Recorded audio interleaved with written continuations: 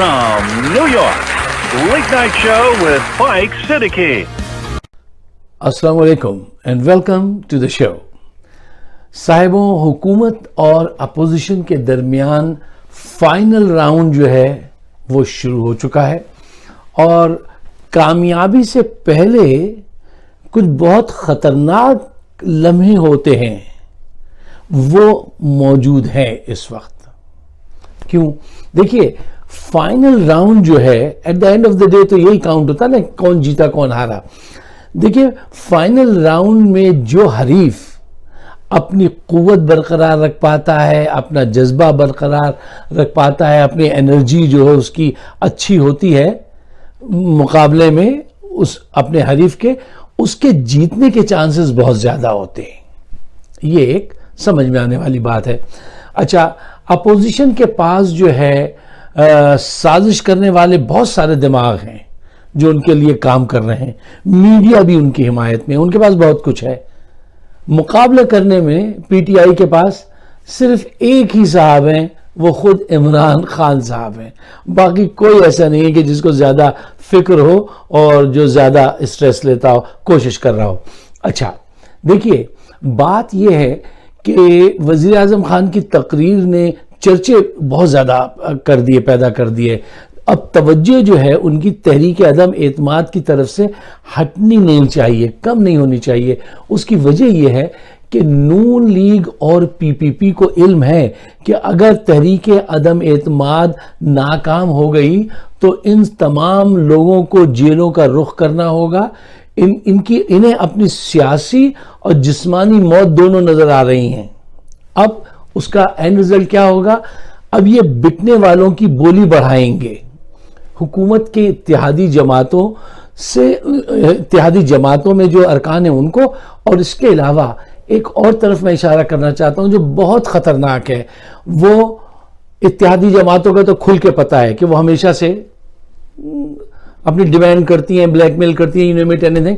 जो लोग खुद पीटीआई की सफों में मौजूद हैं उनसे बहुत ज्यादा खतरा है, उन पे बहुत ज्यादा नजर रखने की जरूरत है, इसलिए कि वो एक अरब में 100 करोड़ गिन रहे हैं और वो ये सोच सकते हैं कि ठीक है, हम अपने कैरियर का खात्मा कर दें अगर हमें 1 अरब रुपए मिले। और इस वक्त नून लीग ये बोली बढ़ा भी सकती है, ये 2 अरब भी हो सकती है, क्योंकि उनके पास दौलत की कोई कमी नहीं है और मौत उनको आती नजर आ रही है।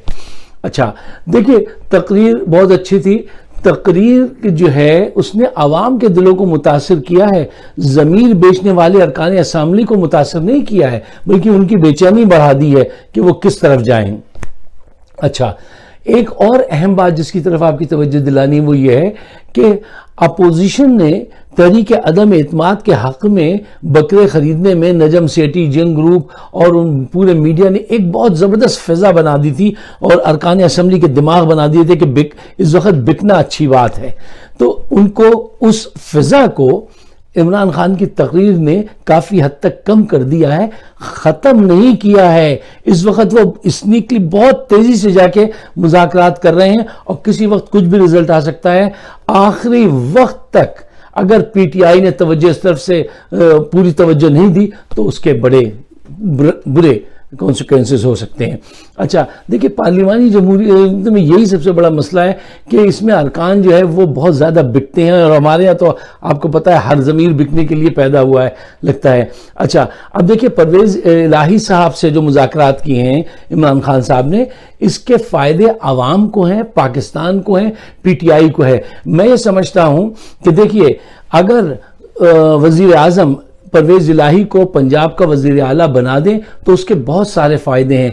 नंबर 1, पीटीआई की हुकूमत मजबूत होगी। नंबर 2, नून लीग की सियासी दुम जो है वो कट जाएगी। नंबर 3, पंजाब में तरक्की के काम ज्यादा तेजी से होंगे। नंबर 4, काफ लीग के वज़राए आला के सामने आने से बहुत बड़ी सियासी तब्दीलियां पूरे पाकिस्तान में नजर आएंगी। अच्छा, उसके बाद ये लोग फौज को भी काबिल कबूल हैं। अच्छा, बलूचिस्तान में भी इनके ताल्लुकात हैं जो पीटीआई के काम आएंगी। और पीटीआई में क्या है, सिवाय इमरान खान के करिश्मे के, उनकी शख्सियत के अलावा और कोई चीज नहीं है पीटीआई में। اس پہ کوئی اثر نہیں پڑے گا اگر پرویز الہی وہاں کے وزیر اعلیٰ بن جائیں یا مرج کر جائے قاف لیگ ان کے ساتھ. اس سے پاکستان کے حق میں بہتری ہوگی. یہ بات یاد رکھیے گا. سیاست کا پورا رخ بدل سکتا ہے اس موقع پہ. اب اس وقت عمران خان کو جرأت دکھانی چاہیے اور نئی سوچ ڈیولپ کرنا چاہیے کہ اتحادی کو بڑے صوبے کا وزیر اعلیٰ بنانے میں کوئی چیز مانے نہیں ہے. قاف لیگ میں اتنا دم نہیں ہے کہ وہ کوئی بہت بڑی جماعت بن کے سامنے آ جائے گی اس کے وزیر اعلیٰ بننے کے بعد. نہیں, ان کی اتنی ہے, اتنی ہی رہے گی. اور آپ کا جو کرسمہ ہے وہ ویسے ہی قائم رہے گا. اس میں کوئی وہ نہیں ہے. پاکستان ترقی کرے گا. جی, میں یہ آخر میں یہ کہنا چاہتا ہوں, عمران خان صاحب کو چاہیے کہ وہ جو ایڈوائزر ہوتے ہیں نا, جو پرانی سیاست کو دماغ میں رکھ کے کہتے ہیں اس کو نہ بنانا, یہ ہو جائے گا, ہو جائے گا, اور متعصب ہوتے ہیں, ان کو اٹھا کے سمندر میں پھینکیے اور نئے انداز سے فریش اس کے ساتھ سامنے آئیے. اس دور کے تقاضوں کو سمجھیں. آپ نئے دور کے تالے پرانے زمانے کی چابیوں سے نہیں کھول سکتے. تو دس از دا ٹائم ٹو چینج. تو ہمیں ابتدا خود سے کرنی چاہیے. اگر آپ میرے خیالات سے اتفاق کرتے ہیں تو اس کو شیئر ضرور کیجئے. کیوں؟ تاکہ ہم خیال لوگوں کو ایک پلیٹ فارم پہ لا سکیں. آپ سب کا بہت بہت شکریہ.